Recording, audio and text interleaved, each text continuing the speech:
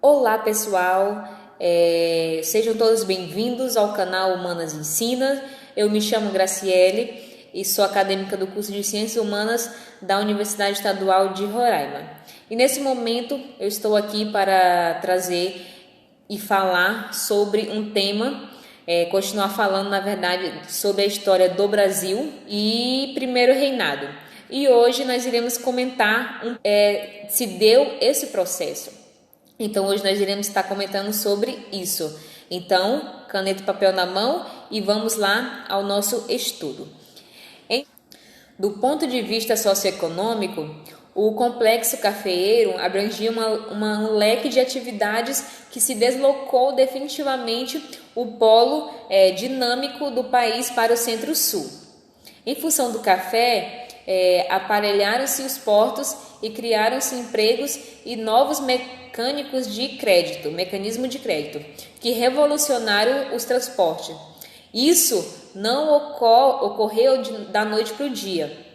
Houve um processo relativamente longo de decadência do Nordeste e de um fortalecimento do Centro-Sul que se tornou irreversível por volta de 1870.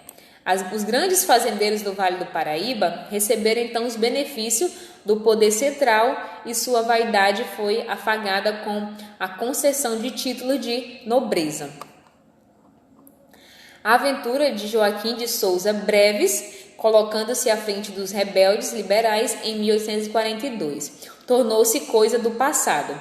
Em meados do século XIX, as esperanças de Justiniano José da Rocha havia se concretizado. O império tinha agora uma base de apoio nos grandes comerciantes e proprietários rurais, entre os quais se incluía com destaque os barões do café fluminenses. A afirmação não deve ser entendida no sentido de que esses setores sociais tenham se apropriado do Estado. Entre o Estado e os grupos dominantes na sociedade existia uma diferença. Um indício disso se encontra no fato de que os presidentes da província eram, em regra, escolhidos fora dos quadros da elite provincial. Esse procedimento evitava a identificação pura e simples do nomeado com os interesses regionais. Desse modo, o governo central conservava maior independência para realizar sua política em cada província. O imperador e a burocracia imperial atendiam à essência dos interesses dominantes, ao promover a ordem em geral, ao dar tratamento gradativo ao problema da escravidão. Mas assim agiam contrariando, às vezes, o ponto de vista de uma base de apoio, a lei do ventre livre, proposta pelo imperador, apesar da oposição quase generalizada dos fazendeiros. Um exemplo disso. O núcleo de uma visão estatista do Brasil se concentrava nos membros vitalícios do Conselho de Estado. Uma bela imagem de José Murilo de Carvalho resume essa visão para os conselheiros do Império. O Brasil era como um sistema heliocêntrico dominado pelo Sol do Estado, em torno do qual giravam os grandes planetas do que chamavam as classes conservadoras e muito longe a miríade de estrelas da grande massa do povo. O Brasil e o café e o negro. Essa frase comum nos ciclos dominantes na primeira metade do século XIX, só em parte é verdadeira. O Brasil não era só café, como não fora só o açúcar. Além disso, a produção cafeeira iria prosseguir no futuro sem um concurso de trabalho escravo. Mas não há dúvida de que nesse período boa parte da expansão do tráfico de escravos se deveu às necessidades da lavoura do café. Após a independência, o governo brasileiro encontrava-se em uma situação complicada, afora vozes isoladas, não apenas os grandes proprietários e traficantes, como toda a população livre.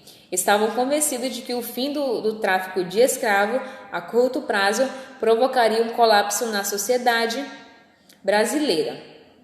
Entretanto, a Inglaterra, de quem o país dependia, pressionava cada vez mais em sentido contrário. As desavenças e acordo entre o Brasil e a Inglaterra nessa questão mostram como, apesar da dependência brasileira, nem tudo podia ser resolvido conforme os objetivos ingleses de uma hora para outra. Então, nós iremos ver aqui um resumo como as coisas se passaram. No decênio da independência, o tráfico então aumentou com relação ao império anterior, segundo as estatísticas oficiais, a média anual de ingresso de escravo no Brasil foi de 32.770 cativos no período de 1811 a 1820 e de 43.140 no período de 1821 a 1830. A concentração da entrada de escravos pelos portos ao sul da Bahia, com amplo destaque para o Rio de Janeiro, cresceu enormemente. Então, esses portos receberam 53% do total de escravos importados entre 1811 e 1820 e 69% do total entre 1821 e 1830. A maioria dos cativos foi enviados para as lavouras cafeeiras do Vale do Paraíba ou ficou no Rio de Janeiro. Foi, aliás, a importação e não o deslocamento de escravos da região de Minas Gerais, como se pensava há alguns anos, a principal fonte de suprimento de cativos nessa fase da economia cafeeira. E em 1826, a Inglaterra arrancou do Brasil um tratado pela qual 3 anos após sua retificação, seria declarado ilegal o tráfico de escravo para o Brasil de qualquer proveniência. A Inglaterra se reservou ainda o direito de inspecionar em alto mar navios suspeitos de comércio ilegal. O acordo entrou em vigor em março de 1827, devendo, pois, ter eficácia a partir de março de 1830.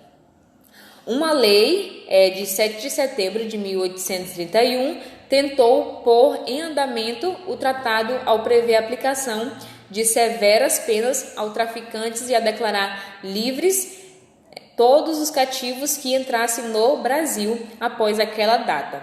E a lei foi aprovada em um momento temporário, queda de fluxo dos escravos. Logo depois, o fluxo voltou a crescer e os dispositivos da lei não foram praticamente aplicados. Os traficantes ainda não eram mal vistos nas camadas dominantes e se beneficiaram também das reformas descentralizadoras realizadas pela regência. Os júris locais, que eram controlados pelos grandes proprietários, absolviam os poucos acusados que iam a julgamento. A lei de 1831 foi considerada uma lei para o inglês ver. Daí em diante, essa expressão, hoje fora de moda, se tornou comum para indicar alguma atitude que só tem aparência e não é para valer. São várias as razões pelas quais o grupo dominante se apegavam ao trabalho escravo. Destaquemos entre elas o fato de que não havia ainda uma alternativa viável ao trabalhador cativo na grande propriedade e a inexistência de rebeliões generalizadas de escravos. Uma exceção parcial sobre esse último aspecto foram o Recôncavo e a cidade de Salvador, desde o início do século XIX. A rebeldia de escravo instalou-se na região. A revolta mais significativa ocorreu em 1835, quando centenas de negros africanos, escravos e libertos, adeptos da religião muçulmana, se levantaram em Salvador. Os negros muçulmanos eram reconhecidos como malês e vem daí o nome dado à rebelião.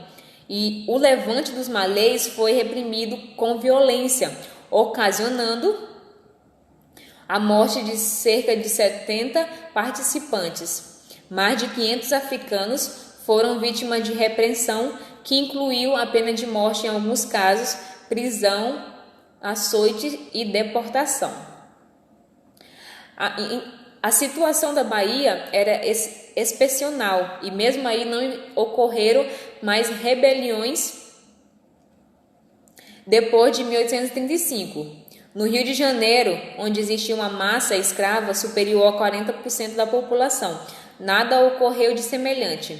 A repreensão às esperanças de obter a liberdade, as divisões entre os escravos em melhor e pior situação, entre libertos e escravos, entre crioulos e africanos foram os vários fatores que concorreram para isso. A Inglaterra não cruzou os braços diante dessa inércia do governo brasileiro. Muitos navios que transportavam escravos foram apreendidos e em 1846 deveria terminar o acordo pela qual se concedia à Inglaterra o direito de visita e o Brasil não se dispunha a prorrogá-lo. Diante disso, o parlamento inglês aprovou um ato que no Brasil ficou conhecido como Bill Aberdeen, que é uma referência ao Lord Aberdeen, então ministro das Relações Exteriores do governo britânico. Então, o ato autorizou a marinha inglesa a tratar os navios negreiros como navio de piratas, com direito à sua apreensão e julgamentos dos envolvidos pelos tribunais ingleses. No Brasil, o Bill Aberdeen foi alvo dos ataques com receio nacionalista. Mesmo na Inglaterra, muitas vozes se levantaram contra o papel que o país se atribuía de guardião moral do mundo. E em setembro de 1848, subiu o poder no Brasil um gabinete conservador, presidido a partir de outubro de 1849 pelo Marquês de Porto Alegre. O gabinete representava uma aliança de burocratas, magistrados e grandes proprietários, em especial os fazendeiros de café, fluminenses. Para ministro da Justiça foi indicado Eusébio de Queiroz, filho de um juiz luso-angolano. Eusébio de Queiroz nascera em Angola e se casara com uma moça proveniente de uma família ligada aos negócios urbanos do Rio de Janeiro. Partiu do Ministério da Justiça um projeto de lei submetido ao parlamento para que fossem tomadas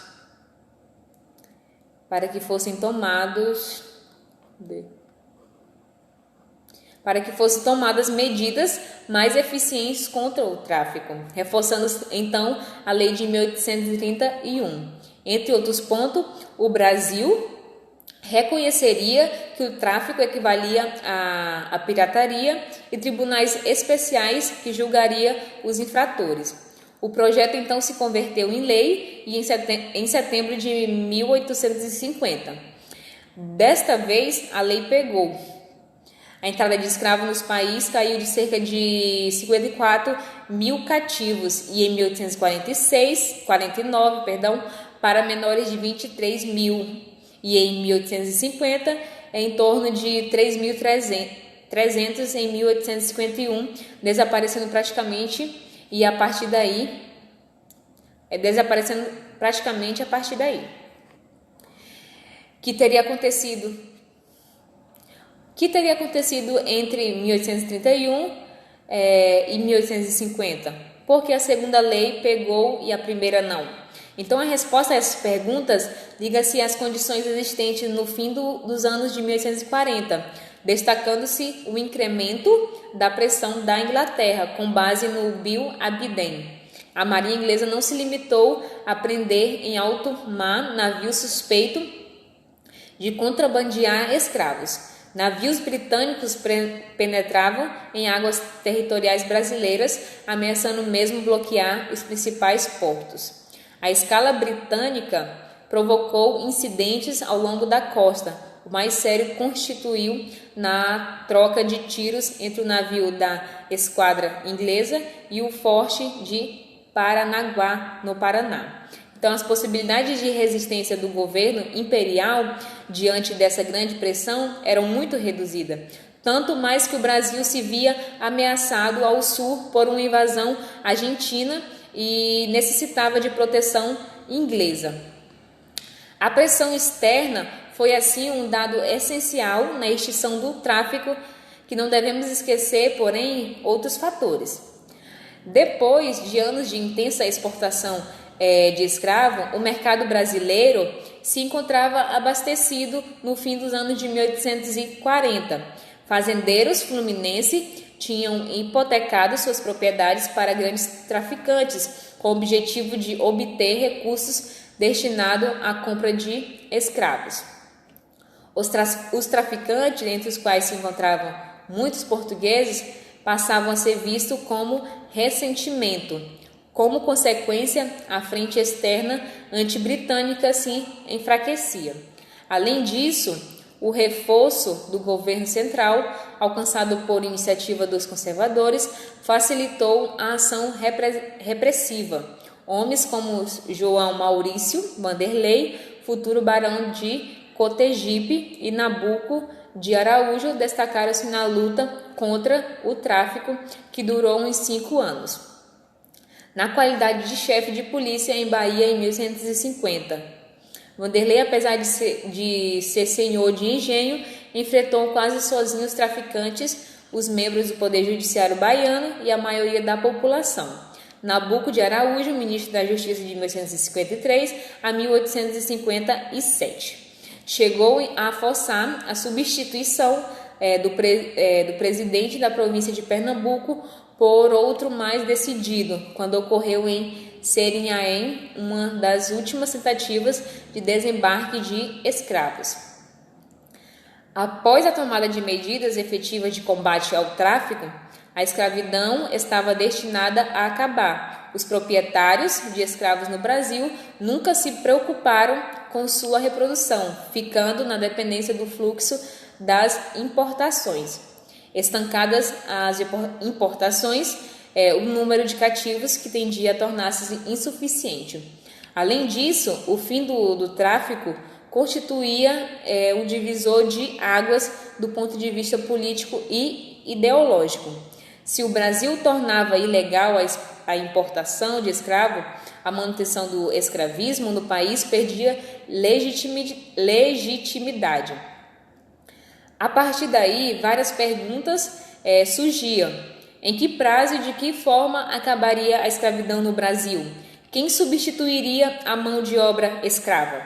Então, uma parte dessa resposta é encontrada na Lei de Terras, que foi aprovada em 1850, 2 semanas após a extinção do tráfico.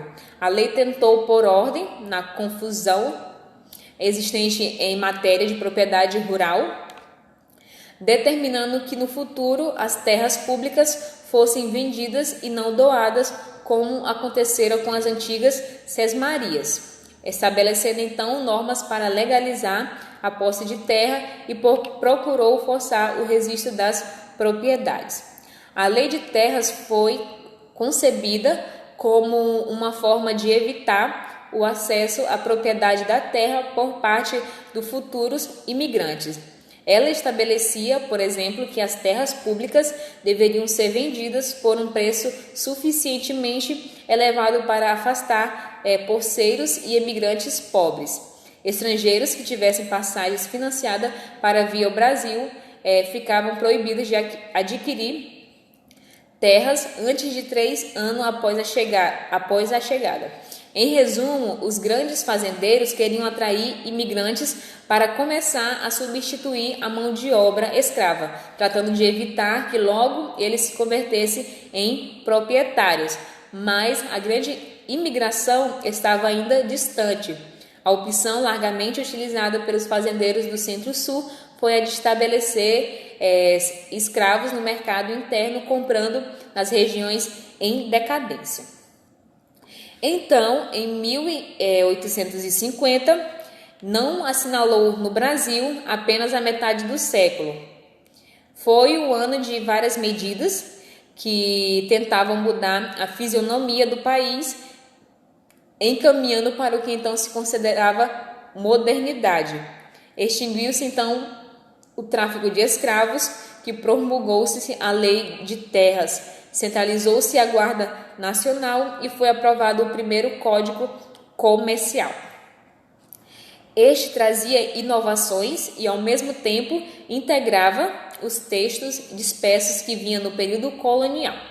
Esse, entre outros pontos, definiu os tipos de companhias que poderiam ser organizadas no país e regulou suas operações, assim como ocorreu com a Lei de Terras, que tinha como ponto de referência a extinção do tráfico. A liberação de capitanias, resultante do fim da exportação de escravos, deu origem, então, a uma intensa atividade de negócios e de especulação que surgiram bancos, indústrias, empresas de navegação a vapor e etc. Graças a um aumento nas tarifas dos produtos importados, decretado em meados da década anterior, em 1844. As rendas governamentais cresceram e em 1852 a 1853 elas representavam o dobro do que tinha sido em 1842 e 1843. No plano político, liberais conservadores chegaram provisoriamente a um acordo nacional expresso, sobretudo, do Ministério de Conciliação em 1853 a 1856, presidido pelo Marquês de Paraná. De algum modo, o acordo pendurou nos ministérios seguintes até 1861. Esboçando assim, nas áreas mais dinâmicas do país, mudanças no sentido de uma modernização capitalista, ou seja, nasciam as primeiras tentativas para se criar o mercado de trabalho, de terra e dos recursos disponíveis. Uma das figuras que mais se projetaram nessa época foi do Irineu Evangelista de Souza, barão de Mauá. Mauá começou a trabalhar como mensageiro de uma empresa importadora inglesa, no Rio de Janeiro. Muito jovem, tornou-se sócio da firma. A partir daí, montou uma fundição de ferro, aplicou seus capitais na construção de ferrovias, navios e no serviço de gás na capital do Império, sendo ainda importante banqueiro. A perda de favores governamentais e uma série de investimentos arriscados que levaram os negócios de Mauá ao declínio, atingido pelas crises financeiras dos anos de 1860 a 1870, que acabou falindo em 1875. A modernização do país devia passar pela melhoria do precário sistema de transportes. Data essa época o empreendimento rodoviário mais importante de todo o século, a Estrada União e Indústria, construída por uma iniciativa de Mariano Procópio, que ligava Petrópolis a Juiz de Fora, iniciada em 1856 e só em 1861 alcançou Juiz de Fora, tendo uma extensão de 144 quilômetros, e essa era uma via então pavimentada com pedra britada, macadamizada, como se dizia na época, pois o sistema fora inventado pelo engenheiro inglês McAdam. Impressionada por suas pontes metálicas e pelas estações de cavalos de uma linha regular de diligência que nela corria, a União e Indústria teve, porém, um custo muito alto e era difícil a conservação. Logo seria vencida pela concorrência da ferrovia. E um decreto, em junho de 1852, concedeu privilégio de zona e garantiu de juros à empresa ou pessoas que se dispusessem a ligar a corte por estrada de ferro aos pontos mais convenientes das províncias de Minas Gerais e São Paulo. O privilégio de zona importava na proibição de uma empresa ferroviária que estabelece a menos de 30 quilômetros de cada lado da linha construída. Pela garantia de juros, o governo imperial assegurava o lucro dos empreendedores em caso de recursos adversos, limitado inicialmente a Minas, São Paulo e Rio. Esse modelo de incentivo governamental iria se estender às concessões para se construir ferrovias em qualquer parte do país. A primeira estrada de ferro, inaugurada no Brasil em 1854, não se beneficiou, entretanto, desses favores. Foram os modestos 14 quilômetros de uma linha construída por Mauá, que ligava o ponto de Mauá, na Baía de Guanabara, a estação de Fragoso, próxima à raiz da serra, em direção à metrópole. Mauá pretendia unir Rio de Janeiro ao Vale do Paraíba e mais tarde a Minas, por um complicado sistema misto de transporte marítimo, ferroviário e rodoviário, mas os projetos não se concretizaram. As maiores iniciativas de construção de ferrovia no país decorrer da necessidade de melhorar as condições de transporte das principais mercadorias de exportação para os portos mais importantes do país. Então era preciso superar os inconvenientes resultantes de caminho precário e das cargas em lombo de burro que encareciam custos e dificultavam o fluxo adequado dos produtos. No Nordeste, os empreendimentos mais importantes se concentraram em Pernambuco, tendo como função básica o escoamento da safra de açúcar, que surgiram ali empresas de capital inglês e pioneira Recife e São Francisco, cuja construção foi iniciada em 1855 e bem mais tarde, já na década de 1880, a de Great Western. E no Centro-Sul, com o objetivo maior das ferrovias era o transporte de café. Era um problema cada vez mais premente na medida em que as plantações se afastavam da corte, estendendo-se à zona da mata em Minas Gerais e depois ao chamado Oeste Paulista. Para a instalação da rede dos privilégios concedidos pelo governo, eles não bastavam. Era necessário reunir uma capital considerável, dado um vulto do empreendimento. Esse requisito foi muitas vezes preenchido pelo capital inglês, seja sob a forma de investimentos diretos, seja sob a forma dos empréstimos. A construção de ferrovias e a navegação a vapor revolucionaram a economia inglesa entre 1840 e 1880, incrementando a produção da indústria pesada de ferro, do aço e do carvão. A acumulação de capitais tornou-se possível a concessão de empréstimos e investimentos no exterior, sendo as inversões em ferrovias um setor privilegiado. Por volta de 1850, a economia cafeeira do Vale do Paraíba chegou ao auge. Vassouras, considerada a capital do café, e Cantagalo, destacando-se na área fluminense do vale. Areia e Bananal constituía os maiores centros da área paulista. Na zona da Mata Mineira, várias cidades como Muruaé e Leopoldina em Juiz de Fora. O problema de transporte do Vale de Paraíba foi em grande parte solucionado com a construção da entrada de ferro Dom Pedro II, e mais tarde denominada Central do Brasil. A construção começou então em 1855, sendo inaugurados ao longo dos anos trechos sucessivos da linha, que chegou então a Cachoeira, em território paulista, somente em 1875. Posteriormente, uma empresa organizada em São Paulo faria a união entre Cachoeira e a capital da província, completando assim a ligação entre o Rio de Janeiro e São Paulo. Então a família Teixeira Leite, de Vassouras, foi uma grande animadora do projeto de Pedro II. A princípio, os acionistas da companhia eram principalmente bancos, comerciantes e pessoas acionistas da companhia, que eram principalmente bancos comerciantes. Não. A princípio, os acionistas da companhia eram principalmente bancos, comerciantes e pessoas ligadas ao comércio no Rio de Janeiro. A própria família Teixeira Leite era proprietária de fazendas em Vassouras, mas tinha também atividade comercial e financeira na corte. Parte dos recursos vieram do governo imperial e de um empréstimo obtido em Londres. Logo, porém, os fundos se esgotaram e a empresa foi escampada pelo governo em 1865.